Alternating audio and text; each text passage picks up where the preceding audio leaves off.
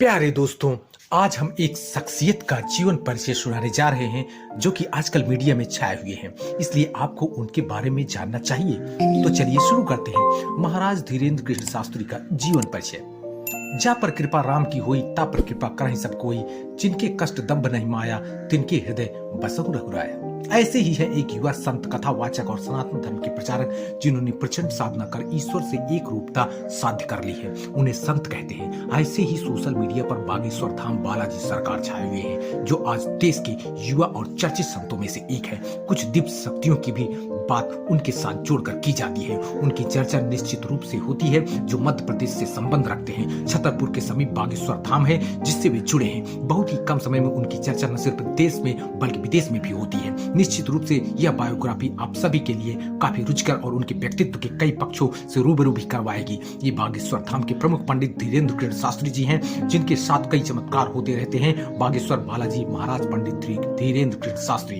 एक नजर पूरा नाम श्री धीरेन्द्र कृष्ण शास्त्री जी, उपनाम बागेश्वर धाम महाराज, प्रसिद्ध नाम बालाजी महाराज बागेश्वर महाराज धीरेन्द्र कृष्ण शास्त्री। जन्म तिथि की बात करें तो 4 जुलाई 1996 को। जन्म स्थान गढ़ा छतरपुर मध्य प्रदेश। पिता रामकृपाल गर्ग, माता सरोज गर्ग, दादाजी भगवान दास गर्ग। भाई बहन की अगर बात करें तो सालीग्राम गर्ग जी महाराज के छोटे भाई हैं, एक बहन जिनका की विवाह हो चुका है। प्रमुख मित्र की बात करें तो शेख मुबारक और राजा राम है। शैक्षिक योग्यता की बात करें तो कला वर्ग में वो स्नातक हैं। बोलचाल की भाषा की अगर बात करें तो बुंदेली बोलते हैं, संस्कृत भी बोलते हैं, हिंदी और अंग्रेजी भी जानते हैं। व्यवसाय की अगर बात करें तो सनातन धर्म प्रचारक हैं, कथावाचक है, दिव्य दरबार लगता है, प्रमुख बागेश्वर धाम यूट्यूब चैनल भी है। गुरु की अगर बात करें तो श्री दादाजी महाराज सन्यासी बाबा बागेश्वर धाम, गड़ागंज, छतरपुर मध्य प्रदेश। मंदिर श्री बालाजी हनुमान को समर्पित। इनकम की अगर बात करें तो रुपया 8,000 प्रतिदिन, 3.5 लाख प्रतिमाह और 40 लाख रुपया उनका सालाना इनकम होता है। और नेटवर्थ इस समय जो है 19.5 करोड़ है। बागेश्वर सरकार धीरेन्द्र कृष्ण शास्त्री का शुरुआती जीवन। धीरेन्द्र श्री कृष्ण का जन्म 4 जुलाई 1996 को छतरपुर के पास स्थित गड़ागंज ग्राम में हुआ था। इनका पूरा परिवार आज भी उसी गड़ागंज में रहता है जहां पर प्राचीन बागेश्वर धाम का मंदिर स्थित है। इनका पैतृक घर भी यहीं पर है। यहीं इनके दादाजी पंडित भगवान दास गर्ग, सेतुलाल भी उनको कहते हैं, यहीं पर रहते थे। इनके दादाजी ने चित्रकूट के निर्मोही अखाड़े से दीक्षा प्राप्त की थी, जिसके बाद वे गड़ा गांव पहुंचे। वहां उन्होंने बागेश्वर धाम मंदिर का जीर्णोद्धार करवाया। यहीं पर धीरेन्द्र कृष्ण शास्त्री के दादाजी भी दरबार लगाया करते थे। उन्होंने आश्रम ग्रहण कर लिया। धीरेन्द्र महाराज के गड़ागंज वाले पैतृक घर में माता पिता व उनका छोटा भाई भी रहता है। इनके पिताजी का नाम रामकृपाल गर्ग था, जो नशे के आदी थे, जिस कारण वह ज्यादा कुछ नहीं करते थे। इनके माताजी का नाम सरोज गर्ग है। धीरेन्द्र के छोटे भाई सालीग्राम गर्ग जी महाराज हैं, वह भी बालाजी बागेश्वर धाम को समर्पित है। धीरेन्द्र के पिताजी के कुछ न करने के कारण परिवार की आर्थिक स्थिति बहुत खराब थी। 3 दिन तक खाने का अभाव रहता था। जैसे तैसे गृहस्थी चलती करती थी। रहने के लिए एक छोटा सा कच्चा मकान था जो बरसात के दिनों में टपका करता था। इसे हनुमान जी का आशीर्वाद कहिए या फिर किस्मत का खेल, इतनी कम उम्र में धीरेन्द्र महाराज शानदार मुकाम और प्रसिद्धि हासिल की है। बागेश्वर धाम धीरेन्द्र कृष्ण शास्त्री की शिक्षा। धीरेन्द्र कृष्ण ने अपनी प्रारंभिक शिक्षा गांव के ही सरकारी स्कूल से प्राप्त की है। उन्होंने 8वीं तक की शिक्षा अपने गांव में ही ग्रहण की है, जिसके बाद आगे की पढ़ाई के लिए उन्हें 5 किलोमीटर दूर गंज के स्कूल में जाना होता था। आर्थिक अभाव के कारण 5 किलोमीटर तक का सफर प्रतिदिन पैदल ही तय किया करते थे। यहाँ से उन्होंने 12वीं तक की पढ़ाई की। इसके बाद आगे की पढ़ाई के लिए उन्होंने कला संकाय में स्नातक में दाखिला लिया, लेकिन आर्थिक अभाव के कारण, धर्म और भक्ति में आस्था के कारण उन्होंने बीच में ही पढ़ाई छोड़ दी। धीरेन्द्र अपने परिवार के सबसे बड़े लड़के हैं, जिस कारण परिवार का भरण पोषण भी इन्हीं को करना होता था, जिसके चलते वह लोगों को घर में जा जाकर दान दक्षिणा मांगा करते थे। साथ ही कथा व पूजा करके घर का भरण पोषण किया करते थे। बागेश्वर धाम धीरेन्द्र कृष्ण शास्त्री के परम मित्र। बागेश्वर सरकार धीरेन्द्र कृष्ण के परम मित्र शेख मुबारक जी हैं, जिन्होंने उनके आड़े समय में साथ दिया। उनकी यह मित्रता आज भी कायम है, जिसकी चर्चा आज भी बागेश्वर सरकार के विभिन्न मंचों में सुनने को मिलती है। उनकी मुलाकात भी एक दिलचस्प घटना के कारण हुई। डॉक्टर शेख मुबारक अक्सर निजी काम के सिलसिले में छतरपुर जाया करते थे। तभी गड़ागंज में उनकी मुलाकात धीरेन्द्र कृष्ण जी से हुई, जो उनसे उम्र में काफी छोटे थे। इन दोनों के बीच अपने अपने धर्मों को लेकर चर्चा हो रही थी, जिसमें शेख मुबारक जी ने सनातन धर्म को लेकर कुछ ऐसी टिप्पणी की जिसके जवाब में धीरेन्द्र जी ने उनके भ्रम को शांत किया। इसके बाद वे अक्सर बागेश्वर धाम सुंदरकांड का पाठ सुनने आया करते थे, जिसके परिणाम स्वरूप उनके जीवन में कुछ चमत्कार हो गए। शुरुआती दिनों में पंडित धीरेन्द्र कृष्ण की आर्थिक स्थिति बहुत अच्छी नहीं थी। तभी धीरेन्द्र कृष्ण की बहन के विवाह में शेख मुबारक ने उनकी आर्थिक मदद की, साथ ही विवाह के सभी कार्य संपन्न करवाए। बागेश्वर धाम धीरेन्द्र कृष्ण को ज्ञान की प्राप्ति। धीरेन्द्र कृष्ण का जन्म शुक्ल वंश के ब्राह्मण परिवार में हुआ, जहां शुरू से ही कर्मकांड होता रहता था। इनके दादाजी एक प्रभावशाली संत थे, जिसके कारण धीरेन्द्र को बचपन से ही गुरु कृपा मिली। इनके दादाजी बागेश्वर धाम में ही रहते थे।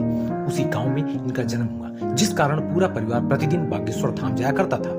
यहीं पर इनके दादाजी के गुरु सन्यासी बाबा की समाधि भी है। सन्यासी बाबा भी इनके ही वंश से संबंधित थे, जिन्होंने 320 वर्ष पहले समाधि ले ली थी।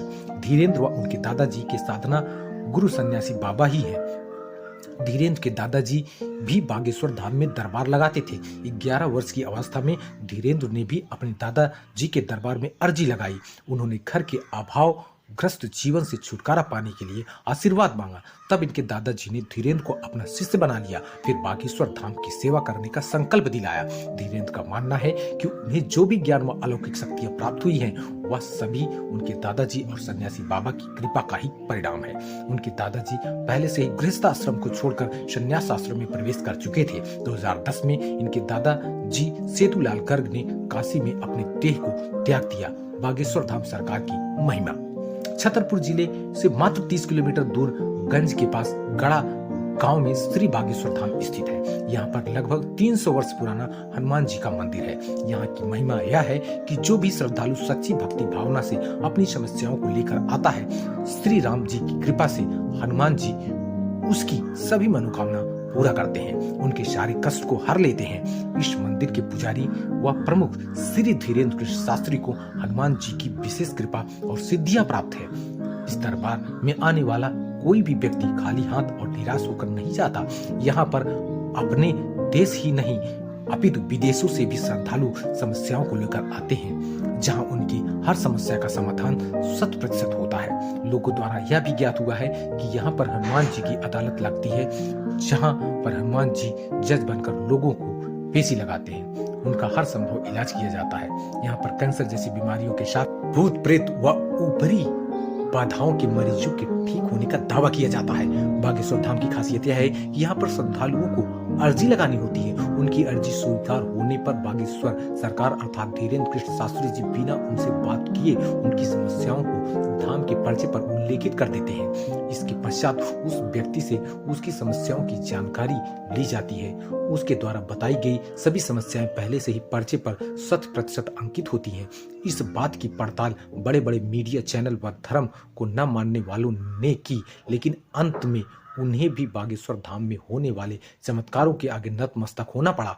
बागेश्वर धाम में होने वाले चमत्कारों को लेकर धीरेन्द्र कृष्ण शास्त्री का कहना है कि उस दिव्य आत्मा से जुड़ने के लिए ध्यान विधि योग का प्रयोग करते हैं, जिसे त्राटक भी कहा जाता है। साथ ही उन पर गुरु कृपा भी है, जिसके कारण उनके मन में एक ऊर्जा का संचार व अनुभव हो जाता है, जिसके माध्यम से वह सामने वाले व्यक्ति यहाँ तक कि उनसे हजारों किलोमीटर दूर बैठे व्यक्ति की समस्याओं को भी जान लेते हैं, जिसमें आप उस व्यक्ति की समस्याओं के अतिरिक्त पारिवारिक जानकारी, उसका नाम व पता सभी कुछ पहले ही बता दिया जाता है। साथ ही उनका उपचार भी हो जाता है। बागेश्वर धाम में अर्जी लगाने का तरीका। बागेश्वर धाम पहुंचने पर श्रद्धालुओं को रजिस्ट्रेशन करवाना होता है, फिर यहीं से टोकन मिलता है। टोकन मिलने के बाद कुछ जानकारी देनी होती है, जिससे श्रद्धालु का नाम, स्थान व मोबाइल नंबर होता है। रजिस्ट्रेशन करवाने के बाद फरियादी को बालाजी अर्थात हनुमान जी व महादेव शिव की अर्जी लगानी होती है। मंदिर परिसर में हजारों की संख्या में लाल व काले रंग की पोटली बंधी दिखती है। फरियादी को भी एक लाल रंग के कपड़े में नारियल बांधकर मन में अपनी समस्या को दोहराते हुए इस पोटली अर्थात अर्जी को बांधना होता है। इसमें लाल और काले रंग की अर्जी में अंतर यह है कि काले रंग की अर्जी सिर्फ भूत प्रेत बाधा वाले व ऊपरी समस्याओं से ग्रसित व्यक्ति बांधते हैं, जबकि लाल रंग की अर्जी अन्य सभी समस्याओं के लिए बांधी जाती है। अर्जी बांधने की जगह पर ही महादेव और महाबली का मंदिर है, जहां अर्जी लगाने के बाद फरियादी कुल 21 बार परिक्रमा करते हैं। इस दौरान मन में मुराद को लगातार दोहराया जाता है। ऐसी मान्यता है कि इस जगह पर धाम की सभी अलौकिक शक्तियां निवास करती हैं।